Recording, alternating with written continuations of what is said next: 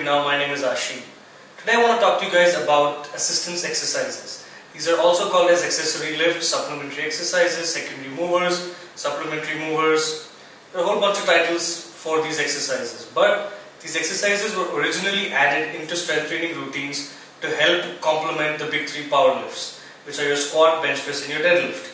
So these are your competition lifts. And the thought process behind adding in these assistance lifts was that while you are training your big three power lifts, you can also do these exercises in addition to your big three power lifts, which will end up helping your power lifts grow.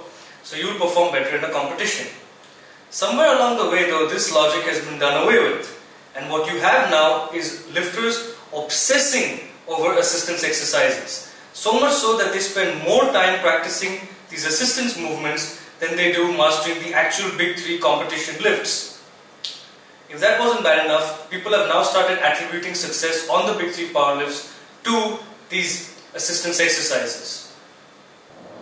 Let me give you guys some examples of this type of faulty thinking, and I know some of you guys are going to relate to this. Louis Simmons has attributed the prowler or the sled to be the one-stop solution for all lower back problems. We've read countless stories of how so-and-so lifter hurt his lower back and he took a year off from lifting, and all he did in that year off is a lot of prowler work, a lot of sled dragging, a lot of prowler pushing. That's all he did. And then he came back a year later and he pulled a 400 something pound deadlift. This shit sounds very, very impressive. But it's just a bunch of anecdotal bullshit.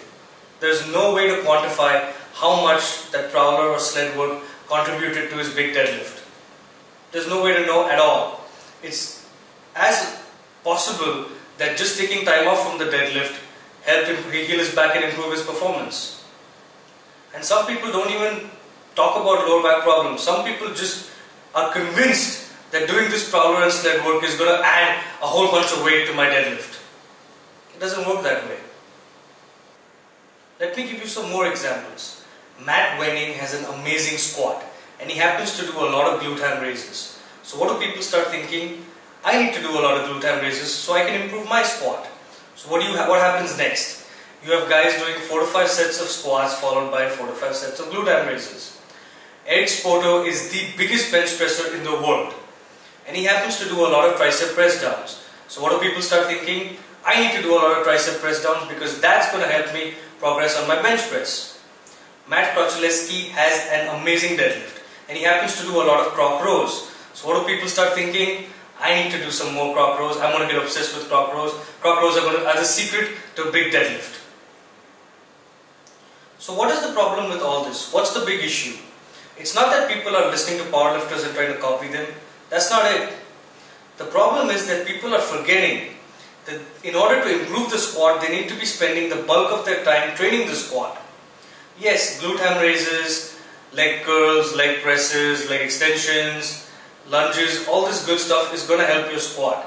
But there's no substituting the squat if you want to dominate the squat. Here's the thing you need to realize.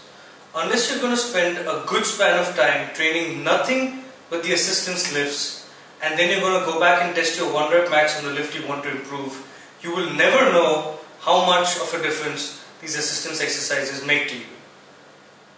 The one thing you can be sure of, that the only essential exercise for the squat is the squat. The squat grows the squat for sure. Everything else is just faith. You can see your numbers go up when you progress on a lift. When you're not doing it, you can't see it.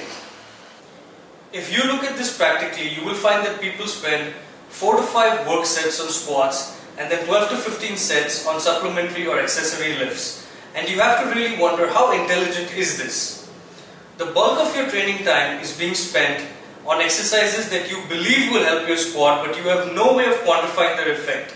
Yet you spend the bare minimum time on an exercise you actually want to improve, and you know you can improve directly by spending more time training it. So while I do believe that these assistant movements will help improve your squat, your bench press and your deadlift, we really should not overindulge in them. If you've been led to believe that these lifts are going to directly add a whole bunch of pounds to your main lifts, then let me assure you that they probably will not.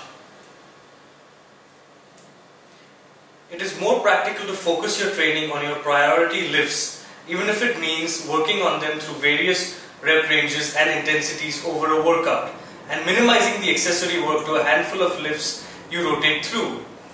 Much of the time you spend working on other exercises can actually be used to directly train your real lifts, and you can directly observe the results of this work rather than to simply go forward on blind faith with no direct evidence linking training to results. So don't hold yourself back.